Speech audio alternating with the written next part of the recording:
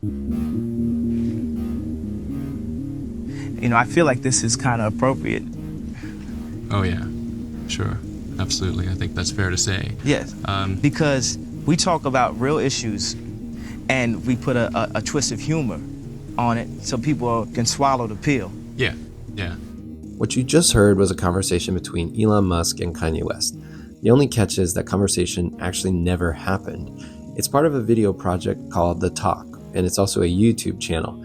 All of the videos are one-on-one conversations between celebrities or prominent public figures. And they all take place in a black void at a simple brown table. I first came across The Talk a little bit more than a year ago on YouTube, and it kind of blew my mind. It raised so many questions. I assumed that the videos were made by AI, so I reached out to the channel owner, and Jonas, who creates the videos, was kind enough to agree to talk to me. And in our conversation, he breaks down his creative process, what inspired him to create these videos. We also talk about AI and where we see that steering video. We talk about celebrity culture, reappropriation of art into new art, and lots of other things. So without further ado, here's my conversation with Jonas.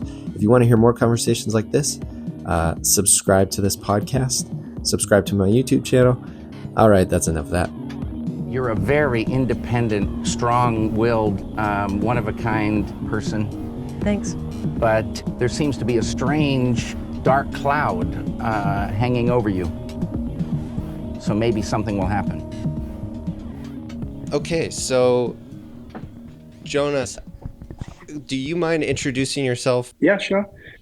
Well, I'm a video editor and artist, and I graduated from an art school here in Denmark last year. And then I also I've done commercial work on the side. I'm editing all the time, either, on my videos, my art, or commercial work. Nice. I reached out to you obviously because I saw that you were the creator of the channel, The Talk. And it was really just impulsive. I think it was the Kanye West, Elon Musk episode, and it made so much sense to me. Like, of course this exists, but I didn't know how you were making it. And so, yeah, it was just one of those ideas that obviously raises a lot of like really important questions about where video is going and just the idea of celebrity and AI and sort of like our personalities. And so, yeah, I think it's fascinating what you've made and what you're continuing to make. And I guess I'm just curious what gave you the idea to make The Talk? Well, it started as a project back on my second year at the art school I went to, where we have studio visits and I critique classes every week. So we have to have something, to show to the teachers and the other students. Like I used to, film my own short films and work with actors and, amateur actors and make more like traditional narrative stuff, which I really enjoyed, but it was became a little tiresome and I wanted to do something else. And then I basically discovered video art through, there's an artist called Christian Markley who works a lot with like cut up video art and appropriation and, taking different footage from different sources and cutting it together to make it into a new experience. And it gave me a lot of inspiration to see these more conceptual video works. And that kind of led me down a path of working a lot myself with appropriation, taking, film scenes from different films, putting them together, finding connective tissue. And it's hard to put into like words why it inspires me so much, but I think it's because I love editing, like just the art of editing so much that this is like these type of cut up exercises are just like pure editing, pure experimenting. Yeah. So I had made this this video where I took scenes from Alfred Hitchcock's Psycho and then cut it together with the scenes from the remake that was shot in the late 90s in color. Oh yeah. Who directed the remake? That was Gus Van Sant, actually. Gus Van Sant, yeah. And he's I really like him as a director, but it was and I read that he took on the task of remaking Psycho because he thought it was such a dumb idea that Yeah. but he thought like, he was like, okay, if anyone has to do it, I want to do it because I love Psycho. And then he just treated it as a style exercise. So he wanted to see how close he could get to remaking it shot for shot. I just started building the whole the structure of the film, but with scenes from both films. So every time there's a cut, I switch film. So it cuts back and forth from the black and white Anthony Perkins, to William H. Macy in color. That was kind of the first thing I made. So I was always looking for like what would be, a good source for these experiments. And then I've known about the Charlie Rose show for a long time, and I'm really into film. So Yeah. I've seen a lot of interviews with different actors on that show. And it just kind of came to me, the idea that, every episode of Charlie Rose from like, I think the late 80s to 2017 or something, they're all shot identically. On Charlie Rose's website, every every interview is available. So I just started going through all the interviews and started constructing different scenes with different actors, and it was like the perfect material for this for my interest and my praxis.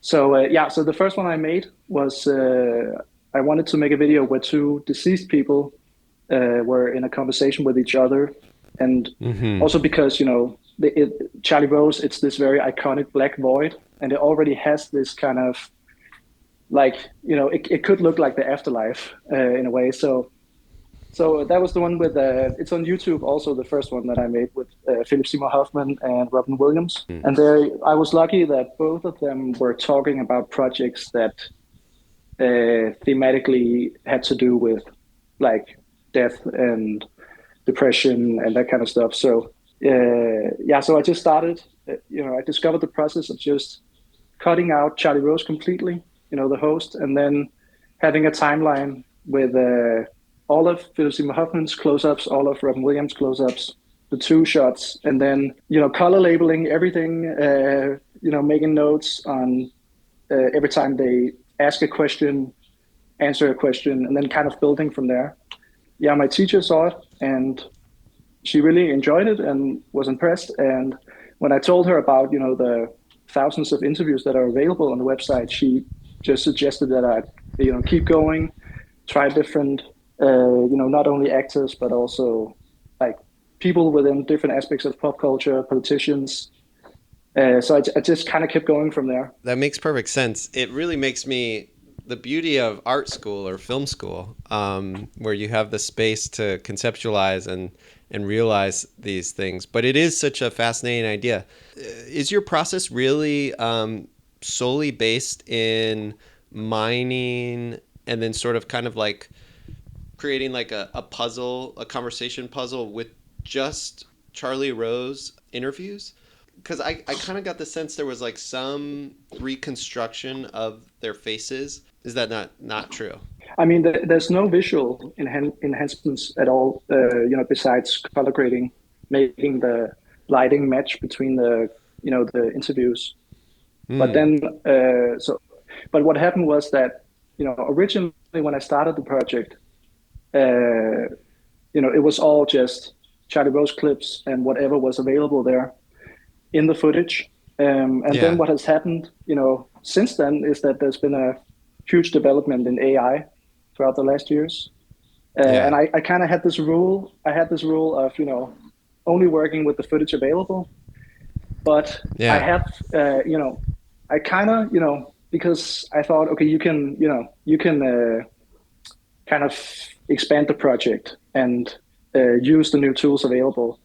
So I have in a few places in the recent episodes, if I'm missing a word, or if I have a really good sentence, but then Charlie Rose starts speaking in the middle of the sentence, I'll sometimes like clone the guest's voice in some AI audio software, and then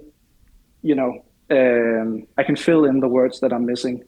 I think most people think it's all AI rendered, Yeah, But it's I all did. the footage. Yeah, exactly, and that's what people always ask me is they think that I've somehow developed the most advanced AI project. Right. I mean, if it was all AI, I would have it would be crazy that it could be Yeah, so convincing. Yeah. yeah, but that makes it even more interesting because I think the idea itself is very intuitive and I think it's very creative. But what it symbolizes, and it's almost like a canary in the coal mine kind of piece. The assumption is, oh, we're already there. Like we're already there. Yeah. We can scan celebrities' voices and we can just reconstruct their faces and imagine a conversation that they're having. And I Mhm. guess we're not there yet, but that is what everybody is thinking, I think, in a knee jerk reaction when they see your work. Yeah, exactly. Like AI couldn't make the videos that I make at this point, and also just with all the deliberate choices, like human choices in the editing. And I think also if it was AI, it would try to make it more convincing in terms of Right. it would try to make because I deliberately try to place the conversations in this absurd, surreal universe, and having these long silences and just them exchanging looks. And if I think if AI was to make these types of videos, it would try to make it more convincing as a conversation. So I mean, for me, it's not. I'm not out to uh, fool people or create like fake news. It's for me, it's pretty. I'm surprised that so many people think it's real because there's so much humor in the videos and like yeah, just the awkward and uncomfortable feeling, I think, is a giveaway. It's But yeah. definitely uncanny. Um, and surreal is a good word. As soon as I saw that you had David Lynch and Cher speaking, I was like, okay, something's going on. It was kind of Yeah. it clued me in that there was like a lot of creative thinking going on behind the scenes. But I love the ambiguity. I love that it's sort of this thing that Mm. everybody can project their fears or assumptions, and that they can be all the way down to a technical level. But it raises some questions that I'm really curious about your opinion on.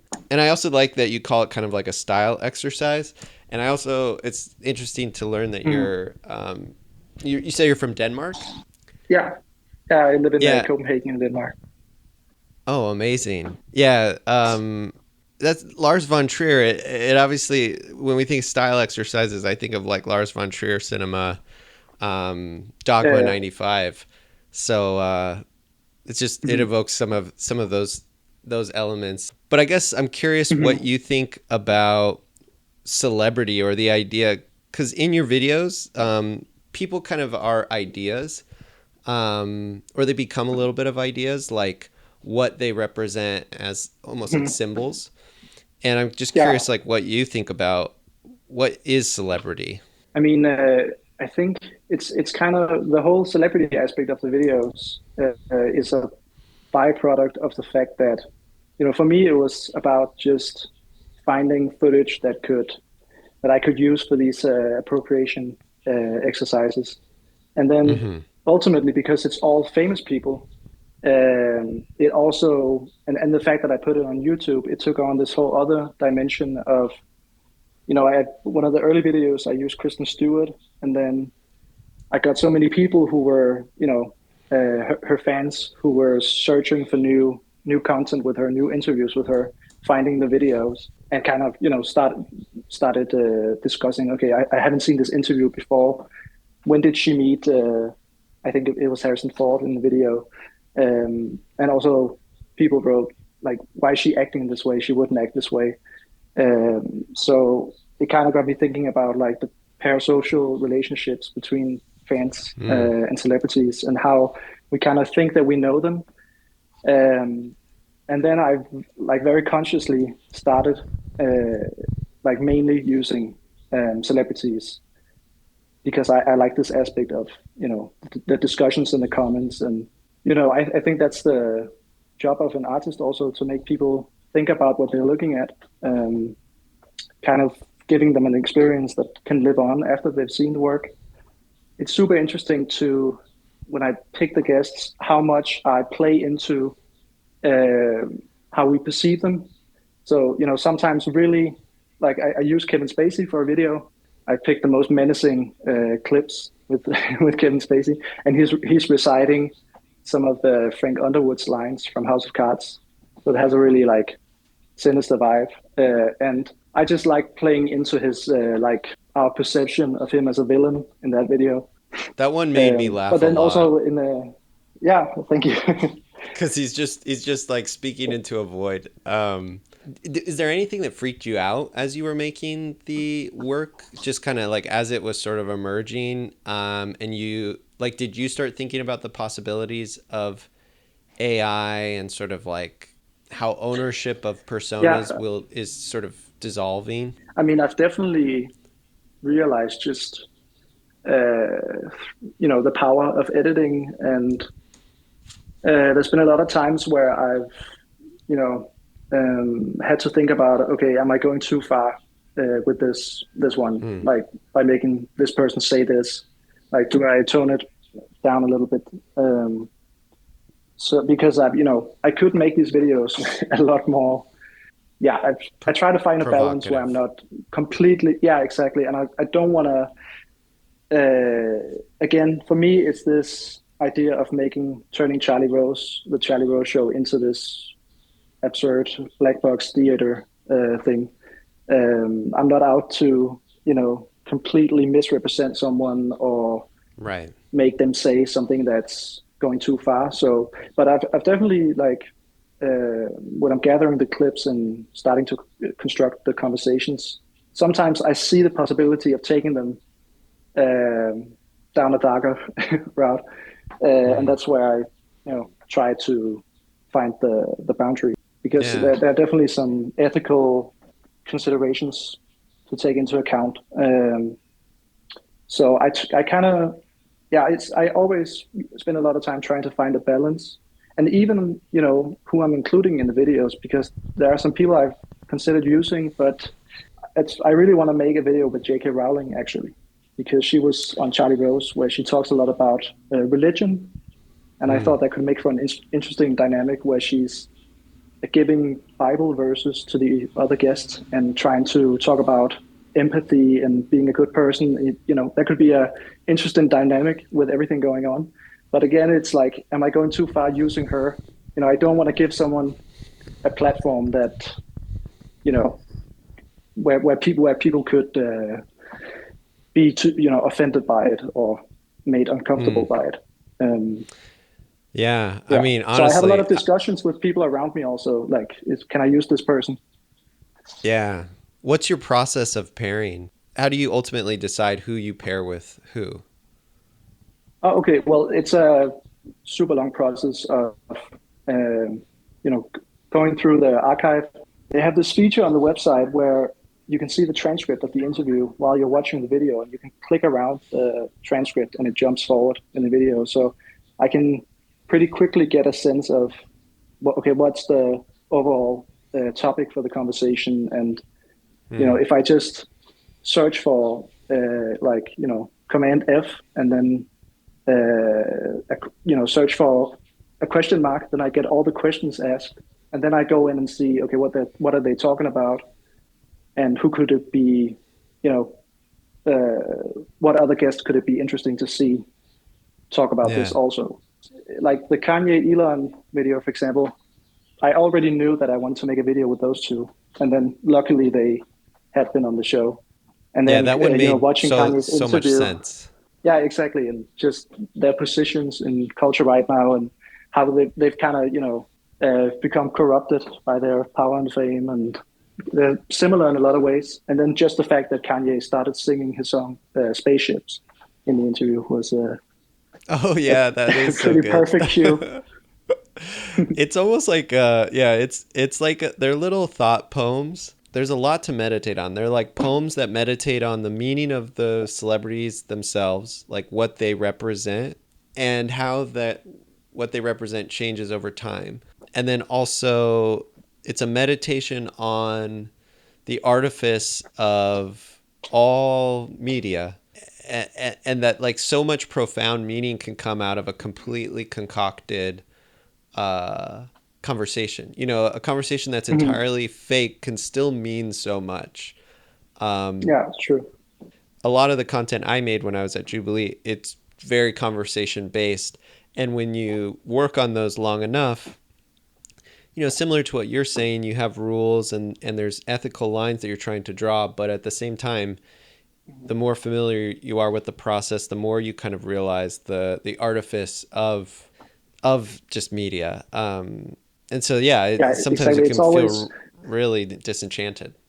and it's never, every time you're doing an interview and, while you're editing it, it's never going to be like a true representation of the conversation. There's always, it's always become something else. What is it like to a lot of the people that you work with, not all of them, but a lot of the celebrities are American and you're obviously overseas. And so, you know, what's your perception of America's relationship to celebrities and just American culture? Do you think about that a lot while you're making them? I mean, yeah, it definitely like American celebrity culture.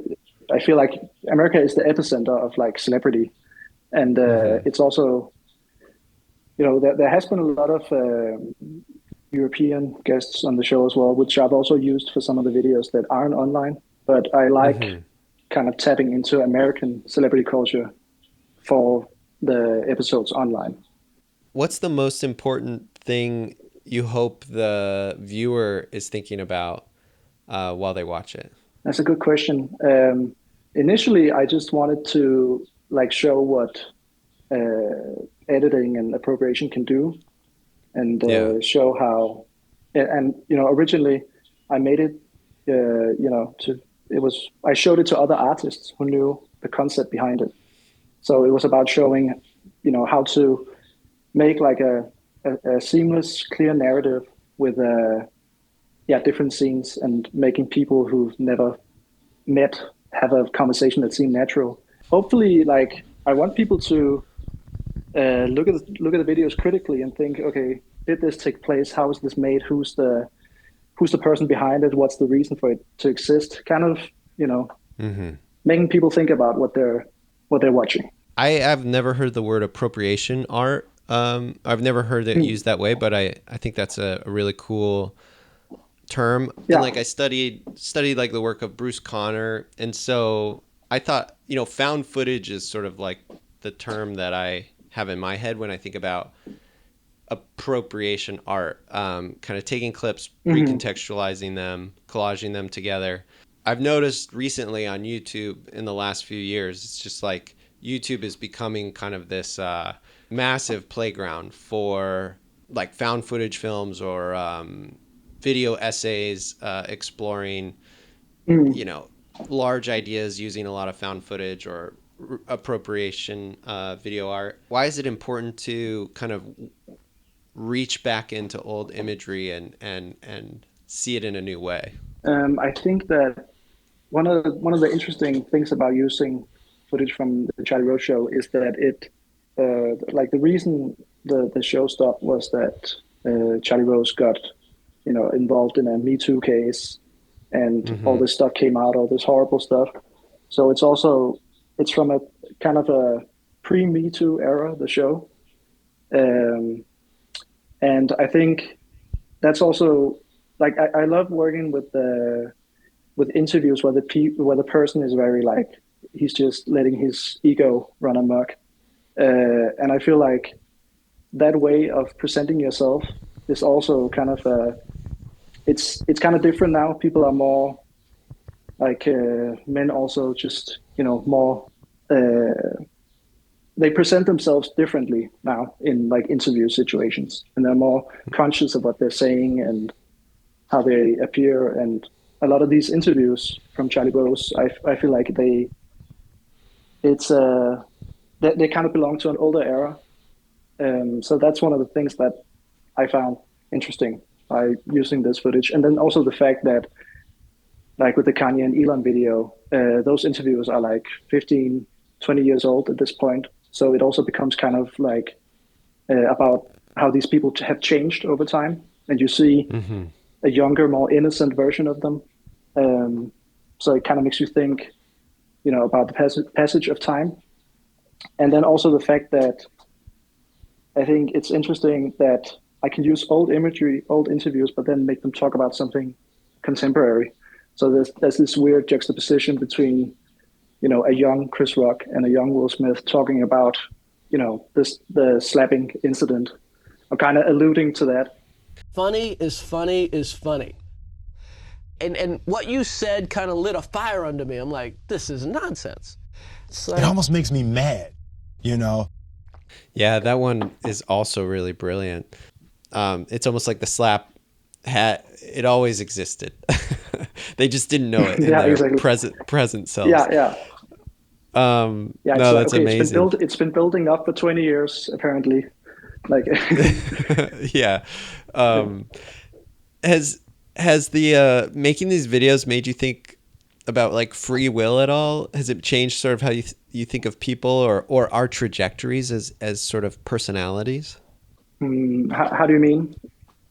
I guess, it kind of sometimes makes me, when you look to the past, you see people on a trajectory, thinking about the slap.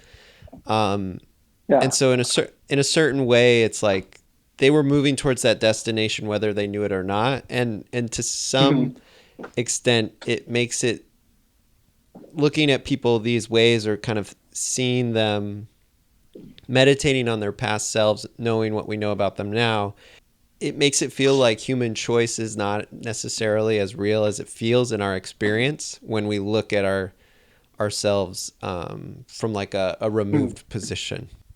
I mean, that's an interesting aspect. It's not something I've thought about a lot, but I mean, for the Will Smith and Chris Rock video and the Kanye and Elon video, there is kind of a tragedy to it. Just the fact that we know where it's going. Are there any YouTube accounts that you find really inspiring? Yeah, I mean, I've been on YouTube since the beginning, like back in 2007, and that's also where I put up the short films I used to make. And so I've been following a lot of the really old, by now, OG creators, like Salad Fingers, for example, is one of my favorite things on YouTube. It's so good. It takes off, everything that I like. It's super. I just like the fact that he's not afraid of making something that's like super uncomfortable and dark, and it's super inspiring how it's just taken on this huge life online, and it has a really big fan base, and he's still sticking to his vision, and he hasn't tried to make it like more appealing in any way. It's only each episode becomes more and more dark. So I really like him. And then also recently there's this guy, I think he's called Demon Flying Fox. I think he's the one who makes these AI generated videos where he creates these Balenciaga fake commercials using fictional characters. So it's like the cast of Harry Potter, like the characters from Harry Potter wearing Balenciaga clothing on walking down the runway and stuff. I don't know if you've seen it. I've seen that one. Super well made. Yeah. And I think that's a really interesting use of AI also. There were like a lot of those Wes Anderson, if Wes Anderson made Lord of the Rings, when Midjourney was it was like Midjourney paired with some video. Yeah, exactly. I don't know how they were doing it, but they were like generating stills and then kind of giving them a sense of movement to create these fake trailers. I think they're using Midjourney, and then there's a software called Runway, I think, where you can kind of make the image move a little bit or make certain certain elements in the frame move. So I think that's what he's using. I guess I'm curious, where do you think AI is steering art? Because I think a lot of people are afraid that, and I know you don't even really use that much AI in the talk, but obviously it sort of people have been projecting that meaning and assumption onto the work. But I hear a lot of fear in creatives that like AI is going to rob us of the creative experience. But do you share that fear? I mean, a lot of the artists I really enjoy are using AI right now and making amazing stuff. Someone like John Braffman, for example, he's been using AI the last years, and I think it's in an interesting place right now because I think actually we're just right on the threshold right now of it becoming like super impressive with Sora, which is like completely photorealistic, but not long ago it was still very imperfect, and it created these weird the images became very abstract, both like the image and video generators. They always had weird glitches going on and people being distorted and all this kinds of stuff. So it had this which wasn't on purpose, of course. It was just that was the limit, but it made for some, I think it's made for some really interesting and beautiful art, actually. And so and that's kind of there's going to come a new era now, because all these like these AI generators that are pretty screwed up, they're going to become a thing of the past soon, and it's going to become much more perfect looking. So I don't know what the next era is going to be for artists and how they use it, but I feel that that's one aspect. And then I of course understand that a lot of people are opposed to the fact that AI steals a lot of other people's work. Like there's been a lot of like illustrators and who have been critical because they see how AI is taking their stuff and using it, and of course that's a problem. But it's also a really good tool for artists as well. So I'm kind of split on it. Mm-hmm. Yeah. No, when you were talking about kind of how these AI models are going to date themselves or age very rapidly, it made me think, the same way we fetishize like the aesthetic of old, video cameras from the 90s or film, a Bolex from the 60s. There might be a world in the future where like hipsters of the future try and get their hands on a hard drive that has like an old, outdated Mid-Journey model. That had just the right like aesthetic for a certain kind of artwork. Exactly. Yeah, I suspect I kind of am more optimistic than I think a lot of people are around AI. There's a feeling of inevitability, and I just think like the human creative drive is sort of innate, and like a lot of the work that you've been sharing and the work that you create just shows that there, technology unlocks these doors where like you can see something that's profound and new. But it does mean that you kind of have to sacrifice some of the meaning of past art. Oil paintings of today don't mean the same thing they did in the past. But that doesn't detract the value of great painting. But it doesn't necessarily have the same cultural attention now as it did in the past. Yeah, true. And this isn't an accusation. I think your videos are very tastefully done, and like I detected a lot of the rules, and I also think they're very short. They're more like poems, but it raises the question of ownership of a celebrity's persona and likeness that I suspect is going to become all the more talked about in the years, in the immediate future. And I guess I'm curious what you anticipate from that discussion, just around like ownership of a celebrity's likeness. I mean, I think it all depends on intention, and I'm a believer that if it's used for an artistic purpose, I'm fine with it. So meaning that, my videos, it's, if you go to my page or even the video descriptions, it reveals that it's not, it's not real. It's conversations that never took place. So I'm not, I'm not trying to create any like fake news or anything. It's you can easily find out that it's constructed. Right.